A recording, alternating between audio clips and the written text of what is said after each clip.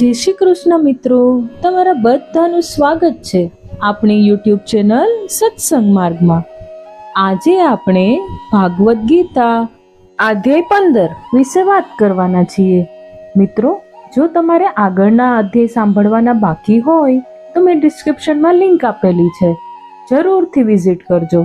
અને વિડીયો ગમે તો લાઈક કરજો, વધુમાં વધુ શેર કરજો, અને મારી ચેનલ પર પહેલી વખત આવ્યા હોય તો જરૂરથી સબસ્ક્રાઇબ કરી લેજો। ધન્યવાદ। ભાગવદ ગીતા અધ્યાય 15 પુરુષોત્તમ યોગ એટલે કે પૂર્ણ પુરુષોત્તમ દિવ્ય વિભૂતિ યોગ।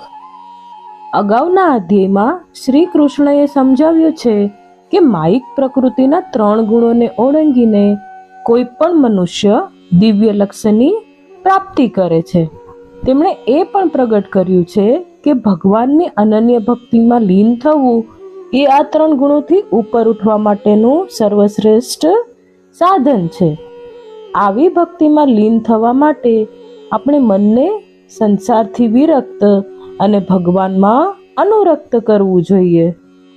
આમ સંસારની પ્રકૃતિ સમજવી અતિ આવશ્યક છે। આ અધ્યાયમાં શ્રી કૃષ્ણ અર્જુનને વિરક્ત વિકસિત થવાની સહાયતા અર્થે આ માયિક વિશ્વને પ્રતિક્રિયાત્મક શૈલીમાં આલેખિત કરે છે। તેઓ આ સંસારની તુલના ઊંધા લટકતા વૃક્ષ સાથે કરે છે। દેહધારી આત્મા આ વૃક્ષની ઉપર નીચે ભટકતી રહેતી શાખાઓ છે, જે તેનું સ્ત્રોત શું છે, તેનું અસ્તિત્વ કેટલું છે અને તે કેવી રીતે વિકસિત રહે છે તે અંગે આકલન કર્યા વિના ઉપરથી નીચે ભટક્યા કરે છે।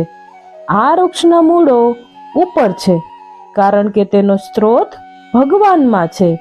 શ્રી કૃષ્ણ વર્ણન કરે છે કે આ સંસારના જીવાત્મા ભગવાનનો સનાતન અંશ હોવાના કારણે કેવી રીતે દિવ્ય છે, પરંતુ માયિક પ્રકૃતિથી બદ્ધ થઈને મન સાથેની 6 ઇન્દ્રિયો સાથે સંઘર્ષ કરી રહ્યા છે।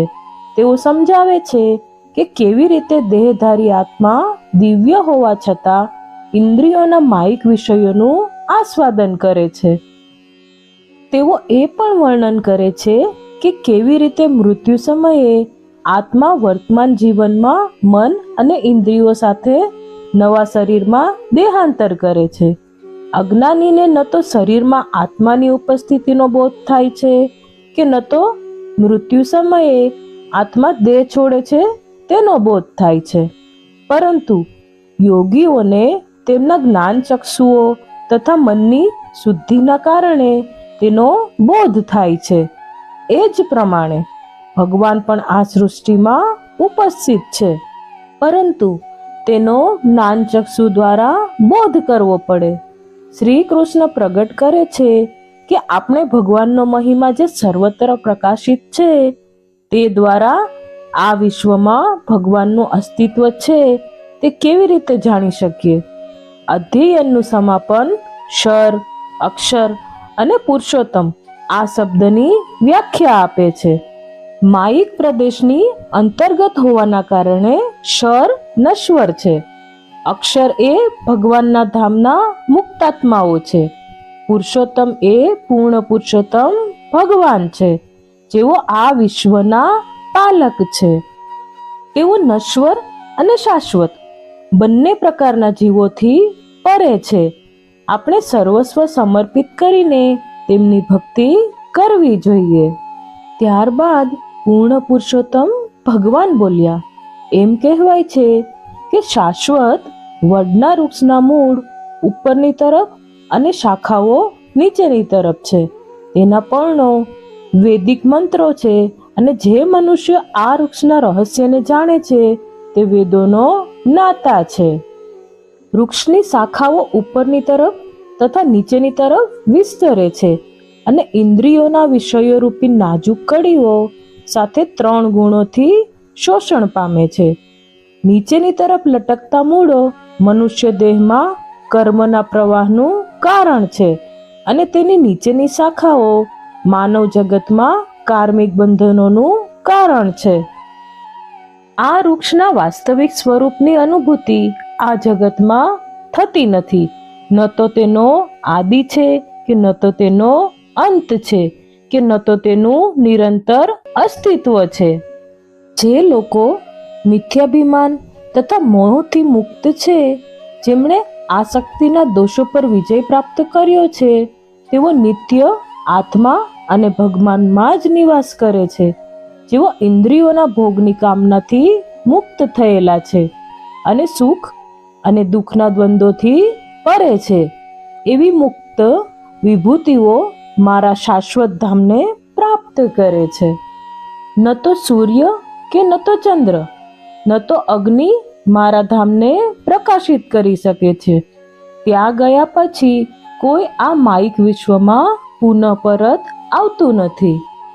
આ માયિક સંસારમાં દેહધારી આત્માઓ મારા અતિ સૂક્ષ્મ અંશ છે, પરંતુ માયિક પ્રકૃતિથી બદ્ધ તેઓ મન સહિતની 6 ઇન્દ્રિયો સાથે સંઘર્ષ કરે છે.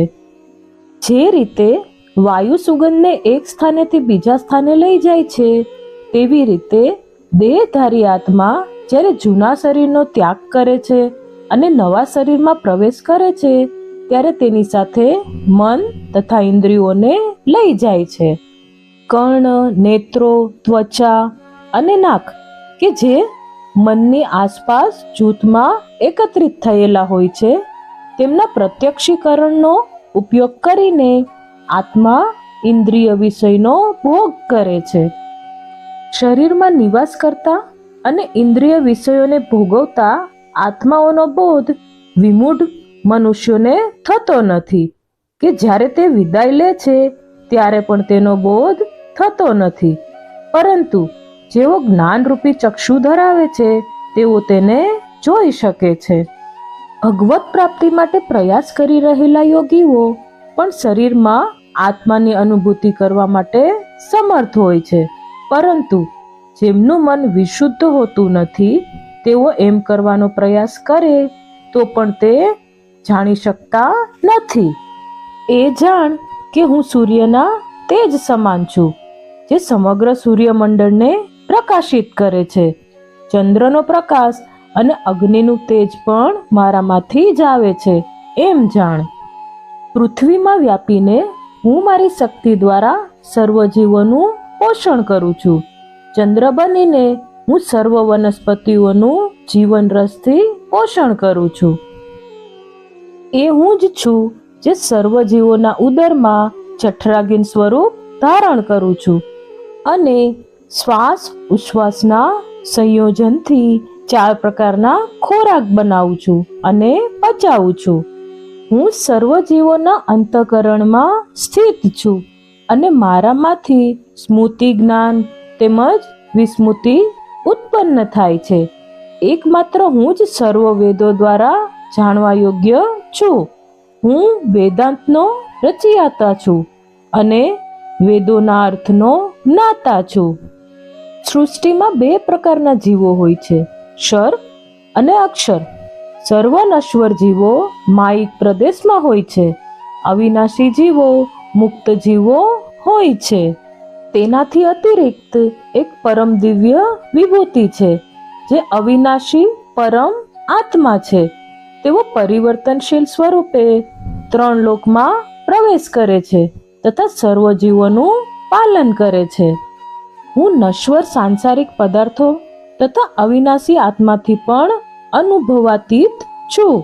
તેથી વેદો અને સ્મૃતિઓમાં મને પરમ દિવ્ય પુરુષ સ્વરૂપે પ્રતિષ્ઠિત કરાયો છે. જે લોકો સંશય રહિત થઈને મને પૂર્ણ પુરુષોત્તમ ભગવાન સ્વરૂપે જાણે છે, તેઓ વાસ્તવમાં પૂર્ણ જ્ઞાનથી યુક્ત છે. હે અર્જુન, તેઓ પૂર્ણપણે સર્વભાવોથી મારી ભક્તિ કરે છે. હે નિષ્પાપ અર્જુન, વૈદિક શાસ્ત્રોના આ પરમ સિદ્ધાંતો મેં તારી સમક્ષ પ્રગટ કર્યો છે. આ સમજીને કોઈ પણ મનુષ્ય પ્રબુદ્ધ થઈ જાય છે તથા પોતાના પ્રયાસોમાં કૃતકૃત્ય થઈ જાય છે. તો મિત્રો, આ હતો ભાગવદ ગીતા અધ્યાય 15 પુરુષોત્તમ યોગ. હું આશા કરું છું કે વિડીયો તમને પસંદ આવ્યો હશે. પસંદ આવ્યો હોય તો લાઈક, શેર અને સબસ્ક્રાઇબ કરવાનું ભૂલશો નહીં. જો તમારે એક સાથે 1 થી 18 અધ્યાય સાંભળવા હોય તો હું પ્લેલિસ્ટ બનાવી રહી છું. જરૂરથી વિઝિટ કરજો. મને સાંભળવા માટે આપ સૌના ધન્યવાદ. સૌને મારા જય શ્રી કૃષ્ણ.